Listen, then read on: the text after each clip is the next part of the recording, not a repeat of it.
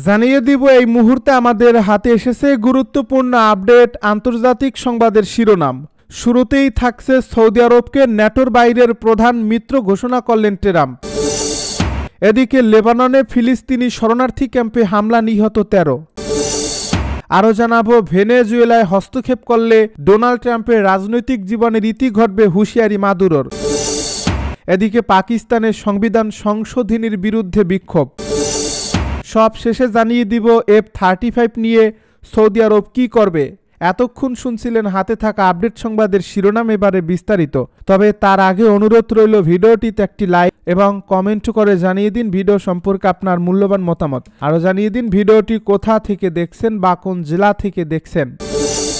Saudi আরবকে ন্যাটোর বাইরের প্রধান মিত্র ঘোষণা করলেন ট্রাম্প। সৌদি আরবকে সামরিক জোট ন্যাটোর বাইরের প্রধান মিত্র হিসেবে ঘোষণা করেছেন মার্কিন প্রেসিডেন্ট ডোনাল্ড ট্রাম্প। দুই দেশের মধ্যে নতুন কৌশলগত প্রতিরক্ষা চুক্তি স্বাক্ষরের পরেই ঘোষণা দিয়েছেন তিনি। ডোনাল্ড ট্রাম্প জানিয়েছেন সৌদি আরবকে প্রধান নন ন্যাটো মিত্র হিসেবে ঘোষণা করছে যুক্তরাষ্ট্র।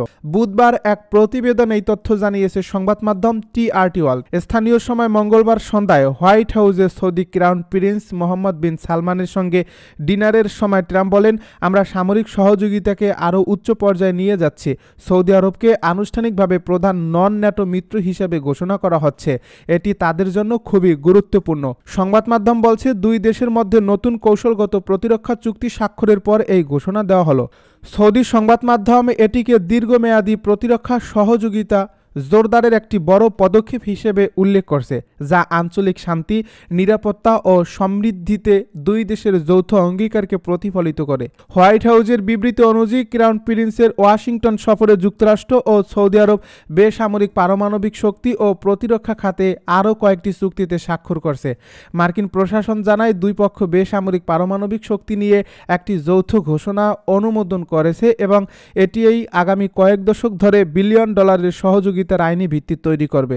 হোয়াইট হাউস বলছে, এই সহযোগিতা পরমাণু অস্ত্র বিস্তার রোধের নিয়ম মেনে বাস্তবায়ন করা হবে। এছাড়া সৌদি ক্রাউন প্রিন্সের এই সফরে F-35 যুদ্ধবিমান সহ নতুন একটি অস্ত্র বিক্রি ও চুক্তিতে অনুমোদন দিয়েছেন প্রেসিডেন্ট ট্রাম্প।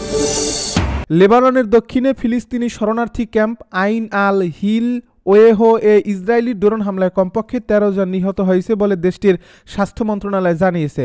মঙ্গলবার সাইদার উপকণ্ঠে একটি মসজিদের গাড়ি পার্কিং এলাকায় থাকা একটি গাড়িকে লক্ষ্য করে হামলা চালানো হয়। এতে অন্তত 4 জন আহত হন এবং তাদের স্থানীয় হাসপাতালে নেওয়া হচ্ছে, খবর আল জাজিরার। ইসরায়েল দাবি করছে এই হামলাটির লক্ষ্য ছিল ক্যাম্পে সক্রিয় হামাস সদস্যরা। তবে হামাস এ দাবি অস্বীকার করে বলছে, ক্যাম্পে তাদের কোনো প্রশিক্ষণ কেন্দ্র নেই এবং এই হামলা ছিল নিরীহ মানুষের উপর বর্বর আগ্রাসন ও লেবাননের সার্বভৌমত্ব লঙ্ঘন। 2023 সালের অক্টোবর থেকে গাজা যুদ্ধ শুরুর পরদিন হিজবুল্লাহ ইসরায়েলের দিকে রকেট হামলা শুরু করলে সীমান্ত উত্তেজনা আরও বাড়ে। 2024 সালের নভেম্বরে যুক্তরাষ্ট্রের মধ্যস্থতায় যুদ্ধবিরতি হলেও ইসরায়েল এর পরও নিয়মিত লেবাননে আক্রমণ চালিয়ে যাচ্ছে। লেবাননের হিসাব অনুযায়ী যুদ্ধবিরতির পর থেকে ইসরায়েলের হামলায় 270 জন নিহত ও 850 জনের বেশি আহত হয়েছেন। ভেনেজুয়েলায় হস্তক্ষেপ করলে ট্রাম্পের রাজনৈতিক জীবনের ইতি ঘটবে। যুক্তরাষ্ট্র ভেনেজুয়েলায় সামরিক হস্তক্ষেপ চালালে তা মার্কিন প্রেসিডেন্ট ডোনাল্ড ট্রাম্পের রাজনৈতিক জীবনের শেষ ডেকে আনবে বলে হুঁশিয়ারি উচ্চারণ করেছেন ভেনেজুয়েলার প্রেসিডেন্ট নিকোলাস মাদুরো। এছাড়া ভেনেজুয়েলা যুক্তরাষ্ট্রের সঙ্গে সরাসরি আলোচনায় প্রস্তুত বলেও মন্তব্য করেছেন তিনি। বুধবার এক প্রতিবেদনে এই তথ্য জানিয়েছে সংবাদ মাধ্যম TRT ওয়ার্ল্ড।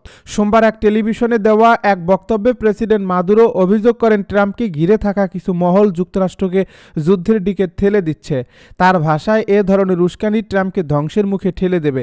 তিনি বলেন, যুক্তরাষ্ট্রের ক্ষমতাধর কিছু গোষ্ঠী ভেনেজুয়েলাকে ব্যবহার করে ট্রাম্পকে ধ্বংস করতে চায়। তারা চায় ভেনেজুয়েলার বিরুদ্ধে সামরিক পদক্ষেপ নিয়ে ট্রাম্প তার জীবনের সবচেয়ে বড় ভুলটি করুক, আর সেটা হলে তার নেতৃত্ব এবং নাম উভয়ের রাজনৈতিক পরিসমাপ্তি ঘটবে। তাকে চাপ দেওয়া হচ্ছে, উস্কানি দেওয়া হচ্ছে।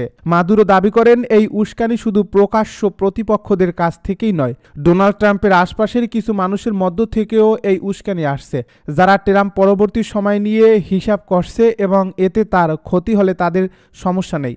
মাদুরো বলেন, তিনি জানেন না এসব শত্রু কারা। আর জানলেও কারোর নাম প্রকাশ করবেন না। তিনি আরেকবার জানিয়ে দেন ভেনেজুয়েলা যুক্তরাষ্ট্রের সঙ্গে সরাসরি আলোচনায় প্রস্তুত। তার সরকারের অবস্থান অপরিবর্তিত, কূটনীতি ও মতৈক্যের পথেই সমাধান খুঁজে পাওয়া। মাদুরো বলেন, দেশটি গত 16 সপ্তাহ ধরে হুমকি, মানসিক আগ্রাসন ও নজরদারি সহ্য করে এসেছে। বলিভারিয়ান সশস্ত্র বাহিনী আরও সক্রিয় ও সংগঠিত হয়েছে। পাকিস্তানে সংবিধান সংশোধনীর বিরুদ্ধে বিক্ষোভ। ইসলামাবাদে 27তম সংবিধান সংশোধনীর বিরুদ্ধে বিক্ষোভ মিছিল করছে যৌথ বিরোধী জোট তাহাফুজে আইন পাকিস্তান। গতকাল মঙ্গলবার পার্লামেন্ট হাউস থেকে শুরু হওয়া মিছিলটি সুপ্রিম কোর্টের সামনে গিয়ে শেষ হয়। খবর জিও টিভির। জোটের প্রধান মাহমুদ খান আসাকজাই, আল্লামা রাজা নাসির আব্বাস, ব্যারিস্টার গোহর আলী খান সহ সংসদ সদস্য, আইনজীবী ও কর্মীরা বিক্ষোভে অংশ নেন। শান্তিপূর্ণভাবে সমাপ্ত এ কর্মসূচির পর টিটিএপি দেশ জুড়ে ব্ল্যাক ডে পালনের ঘোষণা দেয়। এ বিক্ষোভ স্থলে সাংবাদিকদের সঙ্গে কথা বলার সময় আল্লামা আব্বাস বলেন, পাকিস্তানের ন্যায় বিচারের সব রাস্তা বন্ধ করে দেওয়া হয়েছে। তিনি অভিযোগ করেন, সংবিধান এখন বিতর্কিত দলিলে পরিণত করা হয়েছে। কোনো আইনি সংবিধানের চেতনার বিরুদ্ধে যেতে পারে না। টিটিএপির নেতৃত্বের দাবি, দেশে মত প্রকাশের স্বাধীনতা ক্রমেই সংকুচিত হচ্ছে। আল্লামা আব্বাস বলেন, মানুষকে নীরব করে রাখা হচ্ছে, মৌলিক মানবাধিকার লঙ্ঘিত হচ্ছে। আমরা বেঁচে থাকা পর্যন্ত চুপ থাকব না। জোটটি জানিয়েছে, আগামী শুক্রবার সারা দেশের সমর্থকরা কালো ব্যাজ পরিধান করে ব্ল্যাক ডে পালন করবে। পাশাপাশি আন্দোলনের অংশ হিসেবে একটি জাতীয় সম্মেলনে আহ্বান করা হচ্ছে। F-35 নিয়ে সৌদি আরব কি করবে?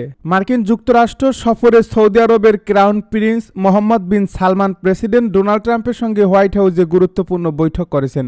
এ সফরের সবচেয়ে আলোচিত ইস্যু ছিল সৌদি আরবের বহুল প্রত্যাশিত মার্কিন F-35 যুদ্ধবিমান ক্রয়ের উদ্যোগ। দীর্ঘদিন ধরে সৌদি আরব এই অতি আধুনিক বিমান কিনতে চাইলেও ইসরায়েলের সামরিক আধিপত্য নীতি বজায় রাখার যুক্তিতে ওবামা ও বাইডেন প্রশাসন বিক্রিতে সম্মতি দেয়নি। তবে এবার ট্রাম্প প্রশাসন ইঙ্গিত দিয়েছে যে রিয়াদ F-35 পেতে পারে। F-35 হল যুক্তরাষ্ট্রের লকহিড মার্টিনের তৈরি উন্নত স্টেলথ ফাইটার জেট, যা রাডারে শনাক্ত করা কঠিন দূরপাল্লার আঘাত হানতে সক্ষম এবং আধুনিক যুদ্ধক্ষেত্রে আকাশে আধিপত্য প্রতিষ্ঠার মতো প্রযুক্তিতে সজ্জিত। বর্তমানে যুক্তরাষ্ট্র, কানাডা, যুক্তরাজ্য, ইতালি, নরওয়ে, অস্ট্রেলিয়া সহ কয়েকটি দেশ এই বিমান ব্যবহার করছে। সৌদি আরবের দাবি, F-35 হাতে পেলে তাদের বিমান বাহিনীর সক্ষমতাও অন্য মাত্রায় পৌঁছাবে।